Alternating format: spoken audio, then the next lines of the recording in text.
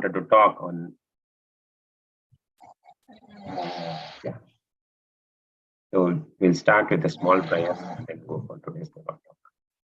Om Ajnanatimirandasya Jnananjana Shalakaya Chakshurunmilitam Yena Tasmai Shri Guruve Namaha Shri Chaitanya Manobishtam Stapitam Yena Bhutale Swayam Rupa Kadamayam Dadanti Padantikam Nama Om Shnupadaya Krishna Preshtaya Bhutale Srimate Bhakti Anta Swamin Iti Namini Namaste Saraswati Devi Gauravani Pracharini Nirvishesha Shunyavadi Paschatya Desatarine Jai Shri Krishna Chaitanya Prabhu Nityananda Shri Advaita Gadadhara Shri Vasadi Gaurabhakta Vrinda Hare Krishna Krishna Krishna Hare Hare Hare Rama Rama Rama Rama Hare Hare.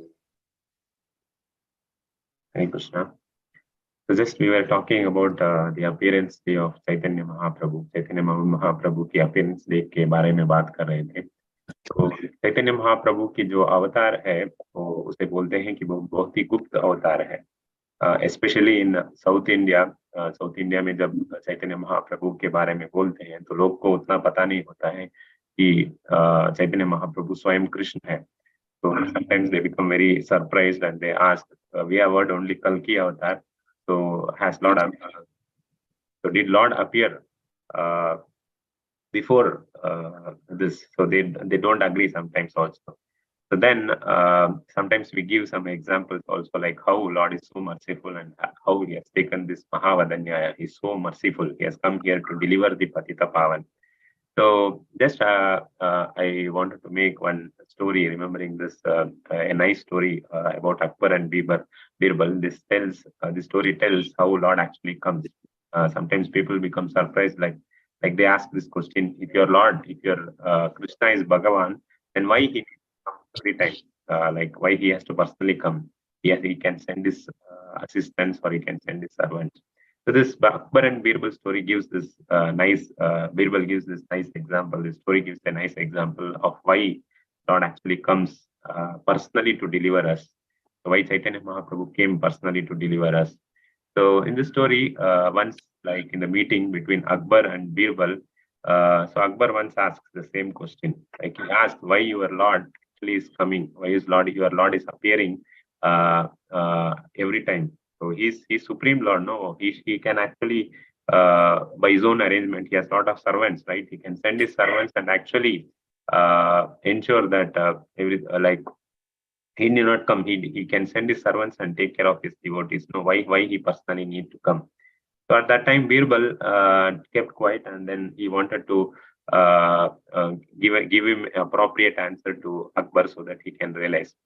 So one day what happened, regularly when Akbar goes for a walk in his garden, so Birbal planned a simple thing. So what he did was, through his ministers, he asked to create a statue or a murti of his grandson. So Birbal was knowing that Akbar was very much attracted to his grandson. So he made a wax murti of his grandson. And this murti was kept very far from where Akbar was walking, and then it was kept near a pond. So when he was walking in the garden, he saw his grandson very far away, who was standing near the pond, and he was assuming he was playing in the pond. Akbar was assuming that his grandson was playing in the pond. And then Birbal made such an arrangement that he said that when I say, you should put that murti statue into the pond. So when he signaled, immediately the ministers actually put that murti of the grandson into the pond. And Akbar, seeing that his grandson has actually fell into the pond, immediately he rushed into the pond, jumped into the water, and then tried to rescue his grandson. So when he went into the water and then took the idol, then he saw that it was not his grandson, but it was only a murti of his grandson. So he came out of the water. Then he was very furious. Then Birbal actually came and then asked Akbar that, "Oh Akbar, why did you actually get so rushed up into the pond and fell into the pond yourself? You had so many servants besides you. You could have waited for them. You could have or told them to actually save your grandson. So why did personally you actually go and fell into the pond to save your thing? So then Akbar said, my grandson is very, very precious for me. So I could not wait for anybody. So I personally actually went and actually wanted to save my grandson. So then Birbal said, Samrat, you were asking the same question to me that day. So this is the answer for that. So similarly, Lord is also so merciful. He's like our Father. He doesn't want to wait for anybody. He's so merciful that sometimes He personally comes to deliver us. So that is why Lord actually comes in various avatars. And some of the avatars we know, but some of the avatars too, through the some of the incarnations we know through our acharyas. So this is one of the incarnations of Chaitanya Mahaprabhu. He has come especially to deliver us. And Bhagavad Gita, Krishna also says about this. There is a nice verse in 12th chapter which particularly says about this. So the verse goes like this. Etu sarvani, 12th chapter, 6 and 7, verse 6 and 7.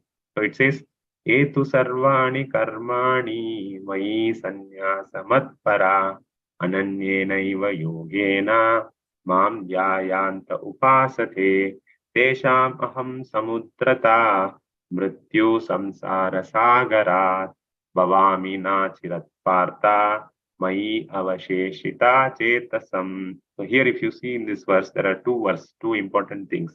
Mrityu samsara sagara. Lord is actually coming us to protect us from this Mrityu sagara. So we are actually fallen into this ocean. This world is like a Mrityu sagara. Krishna is giving here the instruction. And then he says, Mai avesheshita chetasam. So he himself comes as a deliverer. So if you have seen in our BBT pictures, there is one nice picture, like one devotee actually draining in the ocean, and then he's actually raising his hands like this. And then we see like Lord actually comes on top of that photo. There is Lord actually comes in Garuda. So Prabhupada also in this purport is saying that Lord is so merciful that when a devotee surrenders to him, he says that a devotee need not actually take up to a very complicated process of Ashtanga meditation. By just surrendering to the Lord and then doing the devotional service, just indulging his mind in remembering the Lord's names, and then doing the japa, just doing the taking the names of the Lord. If one surrenders completely onto the Lord, then Lord takes the responsibility of that devotee, and then he personally comes to deliver. This verse actually tells us he personally comes us. So in Kali Yuga, he has come in the form of his names. So in Kali Yuga, we know that nasti eva gatiranyata. We have to actually take to this process of chanting the holy names of the Lord. Only this holy names of the Lord. Actually, when we are chanting, we are actually asking for the service from the Lord. So when we are actually asking for the service from the Lord, it is very important to develop the attitude of a servant. So that is why we are chanting. We are actually asking for service. In turn, we are asking for Lord to actually help us to develop this attitude of a servant. And a servant's attitude is actually to always hear from his master. So in this material world, what has happened is our mind is so much contaminated that it actually wants always to be a master. So when we try to be a master, Lord actually doesn't come. The Lord leaves us independently to actually try to swim. So that's why Prabhupada also gives this. However, expert swimmer one may be, but when he is in the middle of the ocean, it is very, very difficult for him to overcome it. He may be a very expert swimmer.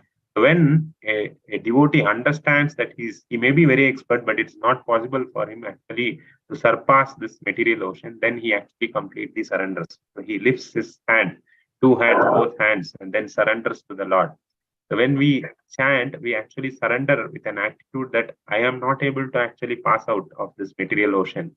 So, oh Lord, please kindly help me. Please help me to develop this attitude of surrender, of servant. Let me surrender unto you. Let me develop this attitude to serve you. So when we sincerely pray, Lord, when we do our japa, when we sincerely pray in this attitude, the Lord actually takes the responsibility. He promises here again in the Bhagavad Gita. He personally comes in the Garuda, and in Kali Yuga, he comes through his names and actually purifies our heart. He actually Teto Darpana Marjanam. He actually completely filters the dirt, takes away the dirt. The dirt in our mind is actually the false ego. The false ego is one which is actually not allowing us actually to surrender to the Lord. He takes away that dirt. Only we have to chant sincerely, chant, hear the names of the Lord, completely surrender onto Him. Then He personally takes care of it as a Chaitya Guru is personally present in our heart. So He purifies our heart so that we can surrender onto Him. And then He actually delivers us from this Mrityu Sagara, the ocean of birth and death. So with this, I will stop here. So let's chant our japa very sincerely. So we had a very auspicious day yesterday. Going forward, we have so many festivals. Looking forward for it. Thank you very much. Hare Krishna. Have a wonderful day. Hare Krishna.